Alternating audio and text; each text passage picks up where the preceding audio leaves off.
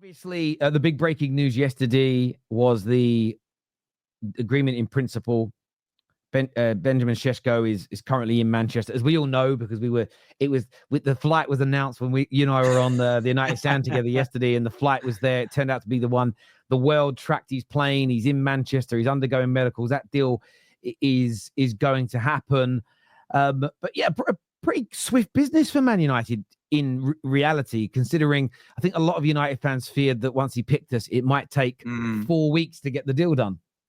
No, I don't think so, because if you look at Manchester United's tactic, we said this, I think, a week ago. Newcastle wanted the club-to-club agreement, puts pressure on Manchester United. You've got to bid or walk away, puts pressure on the player. You've got to decide, or Newcastle were also prepared to walk away.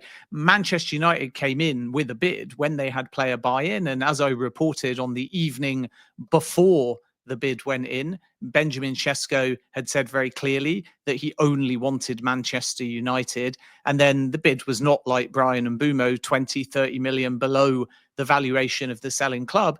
The bid was straight in at 85 million euros. And that's because Leipzig said to suitors, we don't want to mess around. And I can tell you, Manchester United and Leipzig have got an excellent relationship. So this was not as much of a game as maybe some feared. This was about Leipzig communicating with genuineness. The price is 85 million and the fixed fee is around 75 million, but ultimately it's a bit changeable depending on the structure that you provide. And Manchester United came in at 75 plus 10, and then they amended it to 76.5 million euros plus 8.5 million euros in add-ons, of which I'm told 5 million are slam dunk givens, and the rest are actually quite easy too. So Leipzig feel they're going to get 85 million euros. Manchester United get a preferable payment structure. And that's sort of the compromise in all of this, that when the add-ons are easy, sometimes the payment terms are deferred or over a longer period of time. So Manchester United can pay it off over a longer period. And Leipzig say that's fine because we think we're going to get the full 85 million. So it was very amicable between the clubs. There were no games being played. Leipzig also were very genuine with Newcastle in accepting their bid too. Sesko made his decision. Deal now is going to be formalized today. He's already flown. Medical is ongoing. Formalization, 5-year contract signing today. And then Manchester United play Fiorentina tomorrow. And the expectation is that Benjamin Sesko, a bit like Victor Gyökeres was, will be unveiled publicly in 24 hours' time. Yeah, and we're very excited about that in the Man United fan base. And we didn't get into a bidding war. We did our due diligence. And I think for us, aside from the excitement of the player, his potential, what he can bring to us on the pitch, we have been so hyper focused for years now on how we operate as a club. And seeing us get all our ducks in a row before executing these bids, seeing a quick resolution to the situation, I think is just music to our ears, and we hope to see a lot more of that, and we're glad that it's done. Of course, the next main focus for Manchester United fans is what's happening with midfield. There was the big links 2 days ago now to Carlos Baleba. There have been some reports from some French outlets that £104 million is the asking price. That may not necessarily be true. What is the latest that you can tell us in relation to Baleba, his potential exit, and maybe the terms of that deal? Yeah, this was a story that we were discussing on the United Stand about a week ago, and then it was broken yesterday or the day before that Manchester United had gone through intermediaries to understand the terms of the deal and ultimately whether the player is keen, whether now or in the future. And from Baleba's point of view, absolutely happy to engage with Manchester United, but you got to deal with Brighton. So the first thing on this is the CEO of Brighton, the highly respected Paul Barber, would be key to any deal. And similarly, the most influential figure in stopping a deal this summer as well. And Brighton are very much of the belief that they're honest and upfront to players, and they are prepared to let them go at some point in time, but always on their terms and often on their timescales. So we're not talking perhaps about Brentford and Johan Wissa, where the player's having to fight to leave. And that was what made the Moises Caicedo saga so unpredictable, because it was the one time when Brighton, I think, caught by surprise, had a player that didn't buy into that long-term plan of play for us now, get developed, raise in value. and then we won't unduly stand in your way. Caicedo, instead, in that January, when it was Arsenal and Chelsea, issued a public statement saying he wanted to leave. But you'll note, even with that public statement, Brighton said, no, you're staying until the following summer. So this is a deal, when it happens, whether now or in the future, that I'm expecting to be entirely on Brighton and Hove Albion's terms. Then we look at the numbers being banded around, and these are not acknowledged by Manchester United sources from any of their conversations. Brighton don't quote prices. Brighton don't say, you can have him for this. Brighton allow suitors to engage and often bid blind. They'll have a private number. If the ballpark of that number is met, whether now, and it would be astronomical if it's this summer or in the future, they'll start having a conversation with you. Otherwise, they'll just reject it, and they'll back the fact that the player understands they will get their move eventually. So I'm not sure that Baleba would force this. And I also think you're not looking at 40, 50, 60 million. You're probably looking at Benjamin Sesko type money or more. And all I know at the moment from Brighton's point of view is they prefer to keep for another year, and they think this player is going to turn into a Moises Caicedo type valuation and profile. In other words, one day they're going to be able to get 150 million pounds or more. So naturally, I respect other journalists. I know there's a lot of numbers banded around as to what it would take. But I can tell you, having dealt with Brighton sources many, many times over the year, offers are usually made blind by prospective buying clubs. And Brighton, whether through the media or whether directly to clubs, rarely, I repeat again a third time, rarely offer any number, offer any encouragement, offer any guidance, because Tony Bloom and Paul Barber keep what it will actually take to sell a player pretty quiet. And there are rare and only rare exceptions. So this is why I think the Baleba interest is genuine. Maybe Manchester United tries something audacious, but it's going to be really, really difficult to get him out of Brighton Football Club this summer. And I think that's important for Man United fans to understand. I mean, it's taken me 5, 6, 7 years to explain to football fans that the basic way that newspapers portray net spend is not how clubs operate their expenditure. So you probably find people will ignore that part. Oh, I read in this publication that it's 85 million, Terry. It has to be. But as you've said, and I've corroborated, after you said that, I started reaching out to some Brighton fans.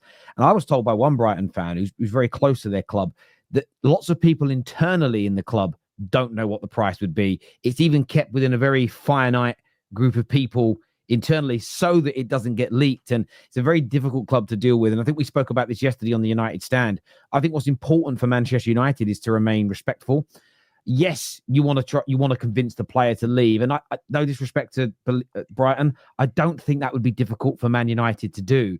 But we need to go about this in the right way, because love or loathe him, Tony Bloom is an animal when it comes to negotiations, and he won't be pushed up. He will not be intimidated by the name Manchester United by in any way, shape, or form. So we need to we need to manage that very, very well. Are there any? Has anything else come out? I know we spoke yesterday, but a different audience, I suppose. Are there any other names of midfielders that are sort of being pushed around? I know that the links to midfielders for Man United have been quite sparse this summer. Is anything else come out in the last couple of days through your conversations about alternatives to Baleba? Nothing major, really. And obviously, if they want Baleba and they can't get him this summer, then they may wait and you may stock up a bit of budget. This is why Liverpool are having such a phenomenal and big spending window, because they've been able to stockpile, save up money. When they put that money down for Moises Caicedo, who went to Chelsea, when they tried for Romeo Lavia, yeah, they brought in some midfielders, but they also saved a lot of budget. So I think Manchester United will now be looking at their windows collectively and planning ahead. And you don't, if you're prepared to put serious money down for Baleba, whether you succeed or fail, just go and spend that money on someone else to get now. You might be a bit more patient because you might need that budget in 12 months' time.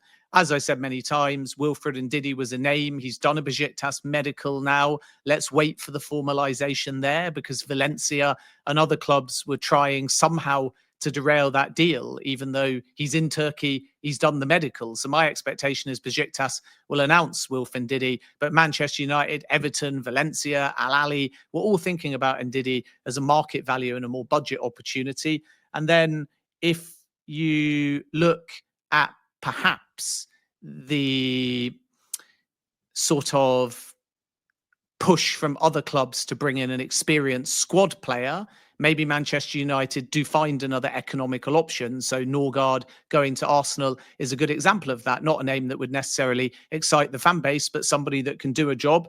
And then you can come back again in a year's time and get the younger name and the more expensive name that you actually want without disrupting your squad chemistry. And that's kind of where we're at the moment. So you've got sort of dual midfield targets. The first is the young, ambitious player for the future. And obviously in Baleba, it's obvious that Manchester United would like to get that done. It's just incredibly difficult this summer. So let's see in the coming weeks if they can pull off an ambitious and audacious swoop, or they have to wait.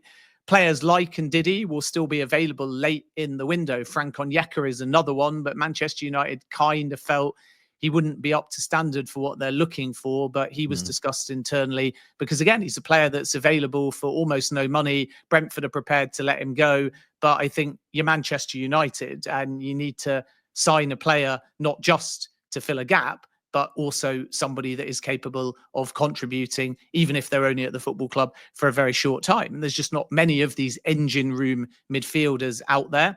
I also think that if they can't find, they realise that if Cunha and Mbeumo can both play at 10 or go out wide, Mason Mount can play through the centre. There is a possibility that Bruno Fernandes drops a little bit deeper.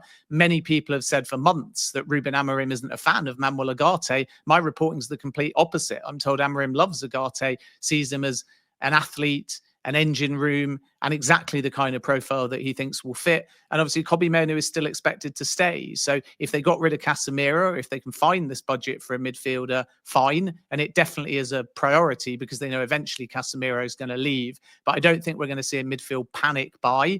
And then the last thing just to say is at this stage of the window, if I was giving you name after name after name after name, then it would basically be clickbait without that much substance, because you only really get name after name after name before a window or early in a window when there's a short list of 7 that, as we saw with the Man United strikers, went from about 7 to 5 to 3 to 2 and finally Benjamin Sesko. You'll only really see a pivoting between 2 or 3 names and a few surprises in the last week or so of the window. But most clubs have got a really clear picture of maybe their 1, 2 and 3. And that's why I think we're in a bit of a lull in the window, even though it's incredibly busy, where there's not as many new links. And that is just the reality of journalism. It may not sell as many clicks or headlines, but if Man United had 7 midfield targets now, you'd be thinking, what have they been doing for the whole summer? Because the whole point at this stage of the window is they'll have a top priority that they can try for in Baleba, ambitious, hold the talks, understand the lay of the land. And then you might have to pivot to someone with proven Premier League experience that's a little bit older, a little bit more short-termist. If they can't pull that off, then ultimately you have to move on, close the window and be happy with the business that you've done. And this is the stage of the window that we're at. That's the reality. And that's why there's a whole lot less names being linked with every football club. And that makes, for me, a perfect amount of sense, because I think that we're in this sort of situation where I don't necessarily want to be linked to 20 or 30 players, because it should be, we know who and what our main targets are. Some for this summer, and if not, then you wait to January or you wait to the following summer. There'll be new names that are added to it. You don't want to be delving too far down that list, and we've done that before. You know, we want this midfielder, we want that midfielder, can't get them. We end up pivoting in a new direction, or we buy someone that's substandard. They don't end up being good enough. We're lumbered with them. So look, I like that approach. It's always going to take years to fix us, so that makes sense. There was one other report about Manchester United, actually, that I wanted to get your view on, that Rasmus now and a potential exit for him. Yeah, Rasmus Højlund is available, and we know that in the Benjamin Sesko talks, he was discussed by Leipzig, but those talks were not acknowledged on the Højlund side. And I think Rasmus Højlund, if he is to leave Manchester United, needs to be told directly or surplus to requirements. And I think that might happen because Joshua Zirkzee is expected to stay. And Manchester United also want the money in, because these outgoings for Rasmus Højlund and Alejandro Garnacho are going to be really important, because if you add the two up, it could be the best part of 100 million or somewhere close. Garnacho's valuation is 50 million. Chelsea hoping to get a deal done for less. We heard some reports a couple of weeks ago that Rasmus Højlund could be sold for 30 million pounds. I'm actually told by Manchester United sources that that number is 40 million pounds. And at the moment, with 2 years in and I think 3 years remaining of his contract, the book loss or valuation at the moment, if they let him go for nothing, would be 43 million. So if they sell him for 40 million, it's only a book loss of 3 million. And I think that's palatable as far as Manchester United's books are concerned. So there could be a very real possibility that Rasmus Højlund goes, even though we should stress and be fair to the player that he said he wants to stay and fight for his place. Leipzig is not, I think, a front runner solely because if they did think they could get that done, it probably would have advanced concurrent to the Benjamin Sesko talks. And I know it might sound odd to say because obviously Manchester United have got no European football and Leipzig have got no European football. So when I say Rasmus Højlund wants European football, if he stays and fights for his place at Man United, he doesn't have it. But naturally, you think at Manchester United season on season on season, more seasons than not, the project will have some kind of European football because it's Manchester United and history shows that to be the case. So Højlund's perspective is if he goes, he has to be told directly, you're not going to get many minutes. You're surplus to requirements. We don't want you to be a backup or try and have competition to Benjamin Sesko and get minutes because actually we rank it as Sesko 1, Xerxes 2, and maybe even your Mbumos or your Cunha's playing at 9. I think it was Mateus Cunha in pre-season was used as a number 9. So Manchester United might make that argument and then Højlund may soften his stance of wanting to stay at the football club. And I'm told very clearly Manchester United's preference is now to sell Højlund to try and get 40 million. And Italy is perhaps a most likely destination. Milan are the ones to watch. Napoli looked earlier in the window. There's some interest from Saudi Arabia and Turkey, but I sense if Højlund is to be sold, his most likely destination, at least as it stands, will be Italy. And then let's see if any Premier League clubs come forwards, because I've got to be honest, in this inflated market where Nicholas Jackson is 80 million at the moment, Brian Mbeumo was 71. I don't think between 30 and 40 million is a particularly bad price for Rasmus Højlund. So there might even be some Premier League takers as well. Yeah, it's one to watch. It's certainly one to watch. And I love the fact that I saw your article, as you already quoted yesterday, that United have actually upped their price. And again, these little things, well, if this player's going for that, if this player's being sold for 50, if this person's going for 70, if this person's going for 20, look at Broja. If as much as Rasmus has not been a hit for us, if you can get 20 odd million for Broja that's never fit, I think 30 million for Rasmus Højlund is a joke, if I'm being absolutely honest with you, because availability is a very important ability because an available player will outperform a player that's injured. It's as simple and as straightforward as that. So I like the fact we've done that.